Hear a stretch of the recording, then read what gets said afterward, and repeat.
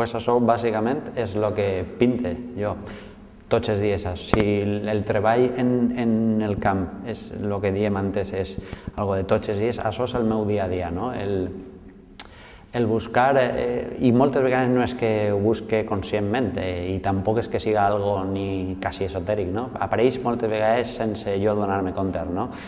I en este mateix, que és una sèrie, aquell i el d'allà, on apareixen per fi. Dic per fi perquè moltes vegades els amics o ma mare mateix, que també és pintora, o mon pare, m'ho diuen, que no pintes mai ni en blaus ni en negres, perquè per a mi són colors molt llunyans a lo que és la meva paleta, i dalt sobretot se nota la paleta en la que m'ha criat.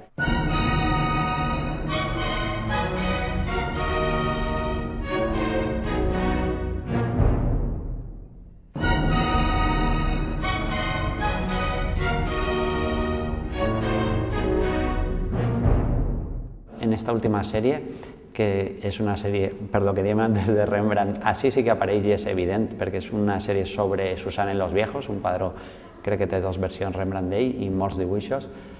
Són temes moltes vegades o clàssics o mitològics que els reelabore en el meu llenguatge, en les meves figures, les meves formes, els colors, i bueno, això serà potser el treball de 2 anys i mig.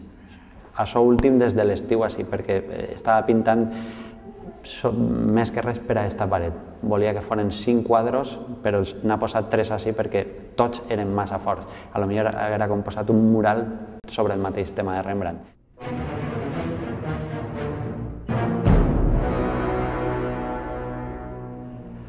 A molta gent li resulta eixut, que diríem en un vi, està com molt tànic, com un vi tànic, algo que està com aspre o que no està domat o que està desequilibrat.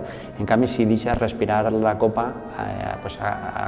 acaba, diguem, el vi responent a allò que en l'aire pot fer un vi, que és composar-se ell mateix.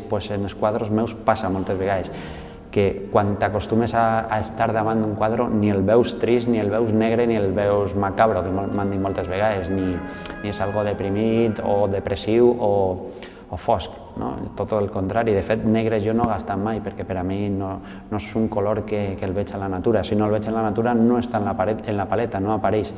I sí que el gaste moltes vegades per a dibuixar, per a composar el que és la part més abstracta, la idea, diguem, de lo que vas a pintar després.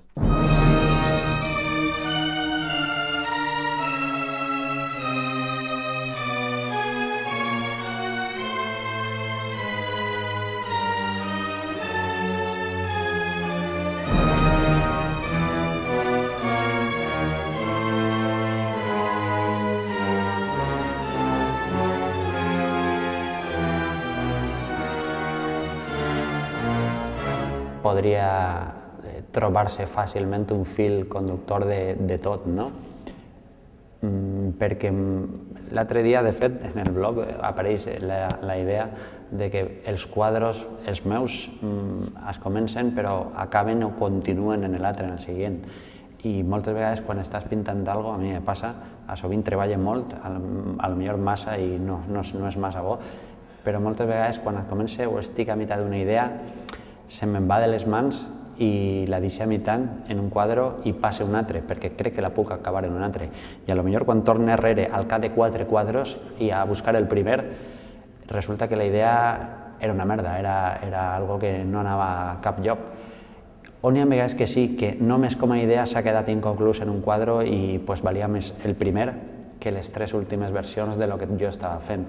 Però clar, això jo sí que penso molt, l'únic en el que confio en esta vida és en el treball, el treballar molt, perquè quan després es poses, moltes vegades, al principi me donava més pànic perquè ves tot el que havies fet l'última temporada i eren temporades molt curtes, de potser mig any, un any de treball, i això era molt implosiu, me creava molt d'estrès, era algo angustiós, però clar, ara en 2 anys de treball sí que puc triar, de potser 50 quadres, sí que puc triar 10 que siguem aquest moment concret del procés que m'ha costat generalment 2, 4, 6 quadres i trie aquell que sigui més interessant. I per a mi un cap de la meva dona, que la pinta sovint, moltes vegades apareix en eixa dona que naix o que mor en cada quadre. I, bueno, són referents que els tinc més a prop i que els gaste.